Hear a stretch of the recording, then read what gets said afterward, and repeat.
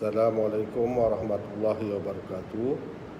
Cikgu Asif hari ini akan membincangkan bab yang ketiga, iaitu reka bentuk dalam perniagaan, di mana dalam reka bentuk perniagaan iaitu kita bincangkan berkaitan dengan reka bentuk sebagai instrumen pemasaran. Reka bentuk sebagai instrumen pemasaran.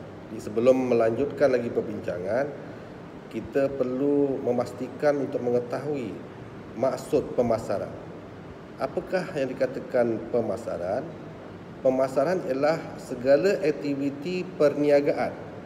Segala aktiviti perniagaan untuk menyalurkan barang dan perkhidmatan yang akhirnya kepada pengguna.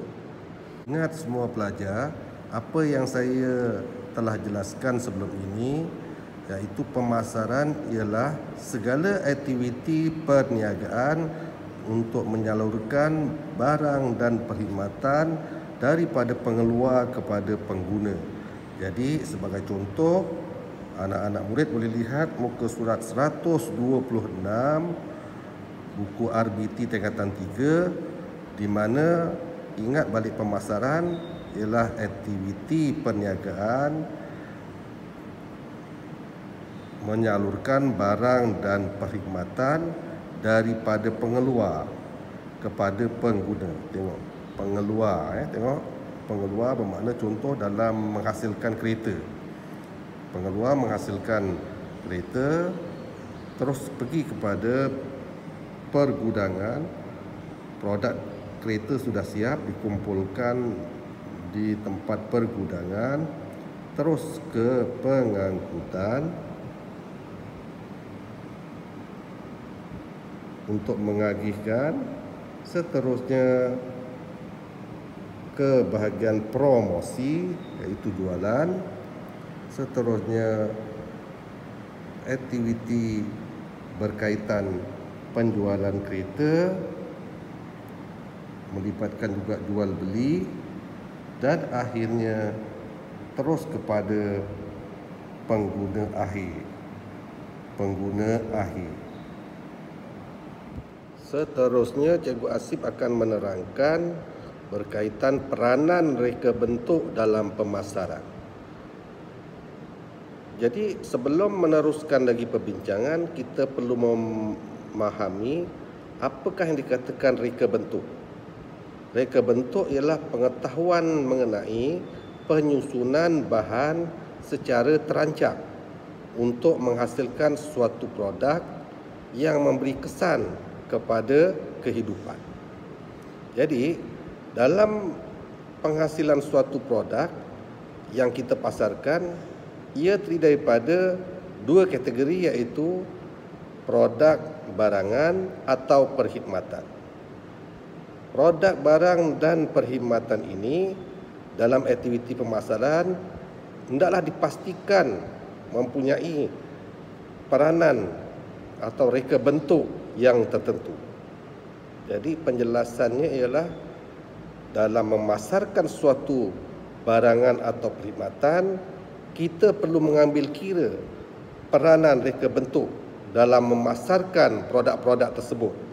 Jadi ada 3 perkara yang perlu dititikberatkan dalam peranan reka bentuk dalam pemasaran, iaitu yang pertama, ia mesti memenuhi keperluan dan kehendak pengguna. Peranan reka bentuk dalam pemasaran, ia mesti memenuhi keperluan dan kehendak pengguna. Yang kedua, merupakan saluran komunikasi pengeluar kepada pengguna. Dan yang ketiga, mengukuhkan penjenamaan suatu produk. Jadi dalam pemasaran, peranan reka bentuk ini amat besar peranannya. Jadi kalau dititik beratkan, ia mengambil kira 3 perkara, iaitu memenuhi keperluan dan kehendak pengguna. Jadi produk tadi mesti memenuhi keperluan dan kehendak pengguna. Yang kedua, merupakan saluran komunikasi pengeluar kepada pengguna. Dan yang ketiga, mengukuhkan penjenamaan sesuatu produk. Dalam memenuhi keperluan dan kehendak pengguna, ia mesti mempunyai fungsi produk, reka bentuk produk, kekuatan dan kelemahan produk, nilai produk dan trend. Jadi perkara-perkara tersebut perlu diambil kira dalam mengenal pasti peranan reka bentuk dalam pemasaran. Teruskan kepada peranan reka bentuk dalam pemasaran berkaitan dengan memenuhi keperluan dan kehendak pengguna, terfokus kepada beberapa ciri iaitu fungsi produk. Cuba pelajar lihat muka surat 129 buku teks, iaitu yang pertama berkaitan dengan fungsi produk, di mana fungsi produk ini ialah kita perhatikan contoh fail.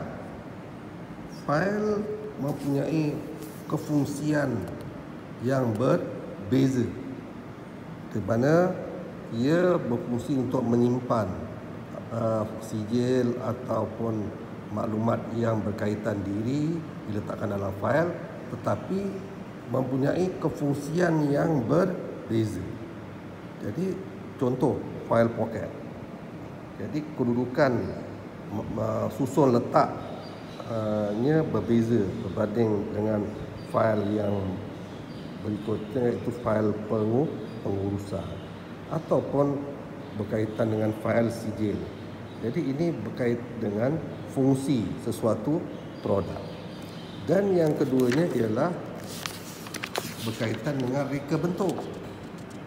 Ada reka bentuk, contoh meja makan, di mana reka bentuknya ringkas. Okey, itu juga perlu diambil kira. Ada juga reka bentuknya yang nampak lebih eksklusif, tetapi memerlukan ruang yang lebih luas. Jadi ini ada berkaitan dengan reka bentuk yang berbeza, ada kelebihan dan ada kekurangan yang perlu diambil kira dari aspek pemasaran sesuatu produk, berkaitan dengan satu fungsi, yang kedua reka bentuk produk, dan yang ketiga berkaitan dengan kekuatan dan kelemahan. Jadi kalau kita lihat contoh kipas, ada dua jenis kipas.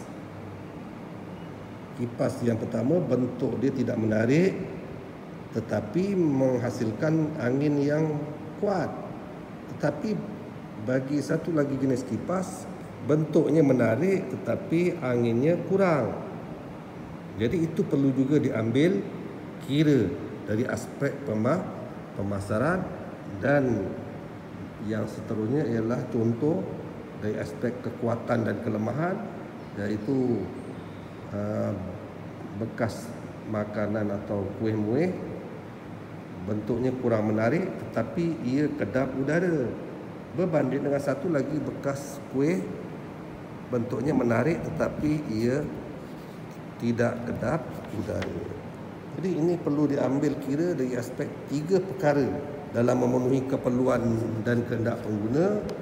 Kita dah bincangkan berkaitan dengan fungsi, reka bentuk, kekuatan dan kelemahan produk, seterusnya nilai produk itu sendiri, di mana ada barang-barang yang berkaitan mempunyai nilai barang yang berbeza.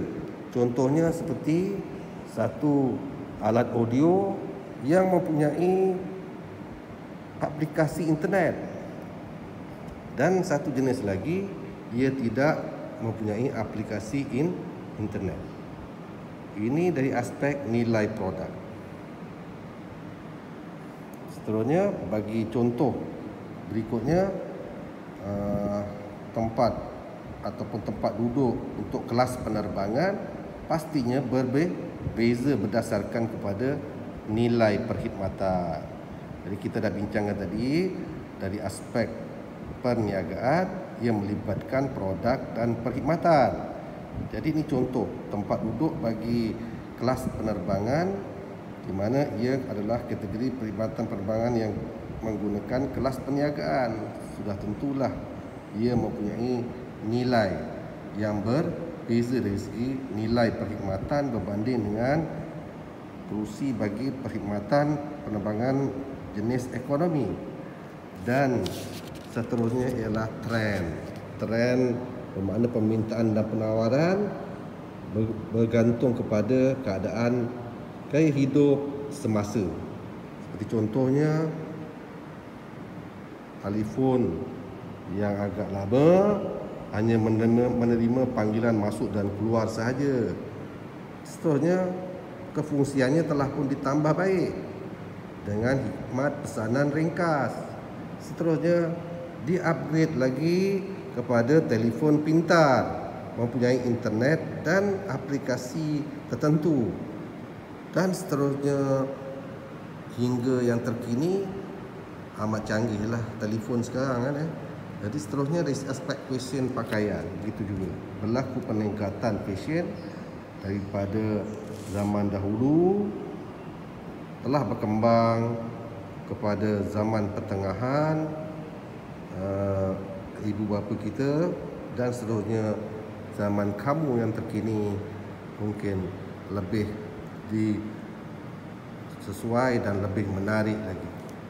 Pada akhirnya kita telah penuh pelajari reka bentuk dalam pemasaran dan kepentingannya melibatkan 3 yang utama, iaitu memenuhi keperluan dan kehendak pengguna, saluran komunikasi daripada pengeluar kepada pengguna, yang ketiga mengukuhkan penjenamaan sesuatu produk.